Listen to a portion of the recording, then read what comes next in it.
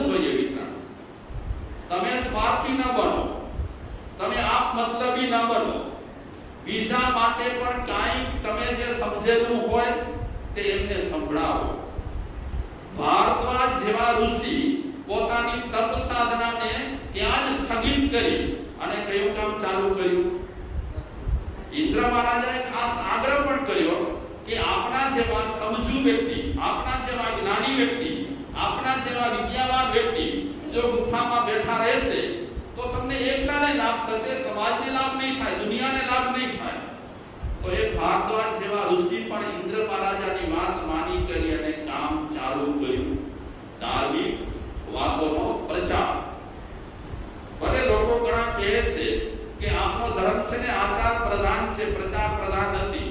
તે છતાં પણ તમારા ધર્મમાં મનુષ્યોના જીવનના ઉત્થાન માટે જે વાતો કહેવામાં આવેલી છે એનો જો પ્રચાર નહીં કરો તો લોકોને ક્યાંથી ખબર પડવાની છે કે તમારા ધર્મના શું સિદ્ધાંતો રહેલા છે? તો અત્યારે આપણે 14મો અને 15મો જે બોલ વિચારી રહ્યા છીએ એમાં સાંભળવાની પદ્ધતિ અને સાંભળવું જોઈએ. શું સાંભળવું જોઈએ? હા, નિંદાકૃતિ તો આપણને 360 દિવસ સાંભળવા પડે છે અને નિંદાકૃતિ સાંભળતા ક્યારે પણ આપણને કંટાળો આવતો નથી. ક્યારે કોઈ દિવસ આપણે આપણા કાન પર આમ હાથ કરતા નથી કે હવે કોઈની વાત મને સંભળાવતો નહીં, થાકી ગયો છું. કહીએ છીએ કોઈ દિવસ નહીં. ત્યારે તો એકદમ આપણને શું આવે? ઇન્ટરેસ્ટ આવે, રસ આવે. વ્યાખ્યાનની વાતો આવે, ધર્મની વાતો આવે, પ્રવચનની વાતો આવે, સત્સંગની વાતો આવે ત્યારે ઓહો મહારાજ જ્યારથી આવ્યા ત્યારથી અમે વ્યાખ્યાનો સાંભળ્યા, હવે તો થોડા દિવસ આરામ કરવો છે. સત્સંગમાં આપણને આરામ કરવાની ઈચ્છા થાય. ગીતા પુત્રીમાં ક્યારે વિચાર આવે છે કે હવે આપણને 15 દિવસ સુધી કોઈની પણ ગીતા પુત્રી સાંભળવી નથી, કારણ કે આ બધું સાંભળી અને થાકી ગયા છે. પ્રવચન સૌના માટે જરૂરી છે. એનાથી જ્ઞાન મળશે, વિદ્યા મળશે અને જીવન જીવવાના રસ્તા પણ મળશે. તો ફરી હું યાદ કરું, સાંભળવાની ઈચ્છા થયા પછી જો જોગ મળે તો સાંભળવા માટે પહોંચવું અને સાંભળવા માટે પહોંચ્યા પછી પ્રવચન સાંભળતા ગ્રહણ કરવું. એના સ્ટેપ છે બધા. ઈચ્છા થઈ સાંભળવા માટે ઘરેથી નીકળ્યા, કોઈ ધર્મ સભામાં આપણે બેઠા, ઈચ્છા થઈ છે ને આપણે આવ્યા છીએ. બેચેની નથી, સ્ફૂર્તિ સાથે સાંભળવું છે. આપણે કોઈની પણ નિંદા કુતરી કેવી રીતે સાંભળીએ? બગાસા ખાઈને સાંભળીએ.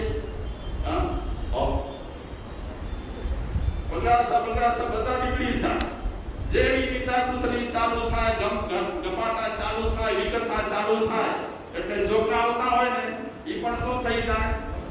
બંધ થઈ જાય. એકદમ ટેસ્ટમાં આવી જાય. દિનેશભાઈ શું કહેવા માંગો છો?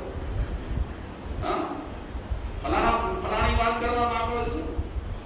એટલો ઇન્ટરેસ્ટ આવે, તાવ બાવ બધું નીકળી જાય, ડેન્ગ્યુ બધું ચાલી જાય. આ ઇન્ટરેસ્ટ છે. એ રીતે વ્યક્તિએ ધાર્મિક વાતો સાંભળવા માટે પણ ઇન્ટરેસ્ટ રાખવો જોઈએ. સાંભળવા માટે બેઠા પછી ગ્રહણ સાવધાની પૂર્વક ગ્રહણ થાય તો ઠીક છે, નહીં તો ગોયવાને બદલે ઓયવા થઈ જાય. સાંભળતી વખતે, ગ્રહણ કરતી વખતે વિવેક જોઈએ. વિવેક ન હોય તો ગ્રહણ પછી સ્ટેપ આવે છે ધારણા. વિવેક વિનાની ધારણા ઘણી વખત ગલત થઈ જતી હોય છે. એક ગામમાં મહાભારતની કથા શરૂ થઈ. 9 દિવસ સુધી ચાલવાની હતી લગાતાર. એટલે ગામના લોકો આ કથાનો લાભ લેવા માટે કથા મંડપમાં આવે છે અને કથા સાંભળે છે. व्यासपीठ पर विराजमान महाराज महाभारतनी कथा બહુ જોરદાર રીતે કરે છે. કથા ચાલુ છે, 1 દિવસ 2 દિવસ 3 દિવસ 4 દિવસ લોકોનો ધસારો થવા લાગ્યો, ભીડ જામવા લાગી. 9મો દિવસ આવ્યો એ મહાભારતની કથા. આજે એ કથા સમાપન કરવાની હતી, એ કથાને વિરામ આપવાનું હતું. તો મહારાજ કથાકાર જ્યારે કથાને વિરામ આપી રહ્યા છે ત્યારે ગામના મુખીને બોલાવે છે, પતરાની વચ્ચે ઉભો રાખે છે અને મુખીને પ્રશ્ન કર્યો કથાકારે કે બોલો, તમે 9 દિવસ સુધી મહાભારતની કથા સાંભળી, તો એ કથા સાંભળ્યા પછી તમને કેવી લાગી? સમજ પડી કે ના પડી? તો મુખી ખોખારો ખાઈ કરી અને પોતાનો અભિપ્રાય આપે છે. બધી પબ્લિક સાંભળી શકે તે રીતે મુખી અભિપ્રાય આપે છે અને કથાકારને કહે છે, મહારાજ બહુ મોડું થઈ ગયું. કથાકાર વિચારે છે આમાં મોડું કે વેડું શું છે? એમને નવાઈ લાગી એટલે કથાકાર પૂછે છે મુખીને કે અરે ભાઈ, કથા શરૂ થઈ, તમે કથા સાંભળ્યામાં મોડા વેલાનો તો સવાલ જ નથી. કે નહીં મહારાજ, જો સમયસર કથા સાંભળવા મળી હોત તો આજે મારી હાલત આવી ન હોત. કે કેમ, કેવી હાલત છે? જરા વિસ્તારથી સમજાવો બધાને, હું પણ સમજું. તો એ ગામનો મુખી કહે છે કે હું પહેલા નંબરનો જુગારી, જુગાર રમવામાં જરાય પાછી પાણી ન કરું અને જુગાર રમવા માટે ગયો, દાવ હારતો ગયો, મારી પાસે જેટલી મૂડી હતી બધી જુગારમાં ખલાસ થઈ ગઈ. મેં સાંભળ્યું હતું હાર્યો જુગારી બમણું રમે અને બમણું રમ્યા પછી ઘણી વખત જેટલું હારેલું હોય એ પાછું આવી જાય. તો મહારાજ, આ તમારી મહાભારતની કથા જો વહેલી સાંભળી હોત તો બહુ ફાયદો થાત મને. તો મહારાજ કહે છે કેવી રીતે ફાયદો થાત? તો મુખી કહે છે કે હું મારી પત્ની પાસે ગયો અને પત્નીને વાત કરી કે મારી પાસે જેટલી મૂડી હતી એ જુગારમાં બધી ગઈ. હવે તારી પાસે જે જવેરાત કે સોનું ચાંદી છે તે મને આપી દે, તો એક વખત હું દાવ લગાવું.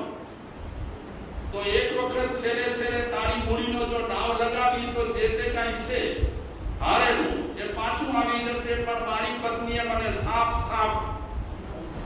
ના પાડી દીધી કે હું હીરા મારે કાંઈ પણ નહીં આપું, સોનું ચાંદી કાંઈ પણ નહીં આપું, મારો જે માલ છે જરા પણ આપીશ નહીં.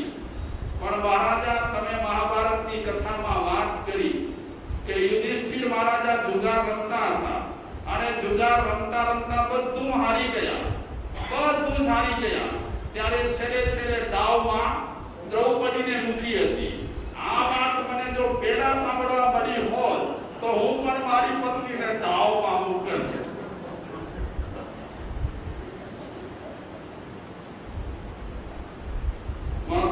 લાગ્યા મહારાજા કે 9 દિવસ સુધી, કલાકો સુધી મેં આ મહાભારતની કથા કરી અને આ મુખી સાહેબે તો કથાનો અર્થ કઈ બીજો જ કાઢ્યો છે. મહારાજ કથાકાર એ મુખી પાસેથી મોઢું ફેરવી કરી અને મુખીની પત્ની તરફ મોઢું કરી અને કહે છે કે બીજા બધાના અભિપ્રાય નથી લેતો, આ મુખીનો અભિપ્રાય લીધો તો મારે માથું કૂટવું પડ્યું. પણ તમે એમના પત્ની રહેલા છો, ધર્મપત્ની રહેલા છો, તો તમે 9 દિવસ મહાભારતની કથા સાંભળી તો એ કથામાંથી તમે શું લીધું, શું સારાંશ લીધું, કાંઈ સમજ લીધી કે ના લીધી? તમે ઊભા થાઓ અને બધી પબ્લિક સામે તે રીતે રજૂઆત કરો. તો મુખીની પત્ની આમ નિર્ભય હતી. મુખી બેસી ગયા અને એમના પત્ની આવ્યા મંતવ્ય રજૂ કરવા માટે કે 9 દિવસ સુધી મહાભારત સાંભળી. મહાભારત 9 દિવસ સુધી આપે સંભળાવી મહારાજ, પણ હવે શું હું બુદ્ધિ થઈ? તો કથાકાર કહે છે હવે ઊંડાઓ કે સુધારો, મારે તો એ સમજવું છે કે તમે 9 દિવસ મહાભારતની કથા સાંભળી તો એમાંથી તમે બોધપાઠ શું લીધો? તો કથાકારને કહે છે એ મુખીના પત્ની કે હું બુદ્ધિ છું, મારી વાત તો સાંભળો પૂરી તમે, હું હવે તો બુદ્ધિ થઈ ગઈ, હવે આ કથા કોઈ કામની નથી, તમે ના કહેતા હો. એ મુખીની પત્ની કહે છે મને હવે કથા કામની નથી, પણ પહેલા જો કથા સાંભળી હોત કે દ્રૌપદીના પતિદેવ 5, પહેલા જો કથા સાંભળી હોત તો હું પણ 5-7 પતિદેવ કરીને સતી થઈ જાત, પણ હવે તો હું બુદ્ધિ થઈ. શું કામ?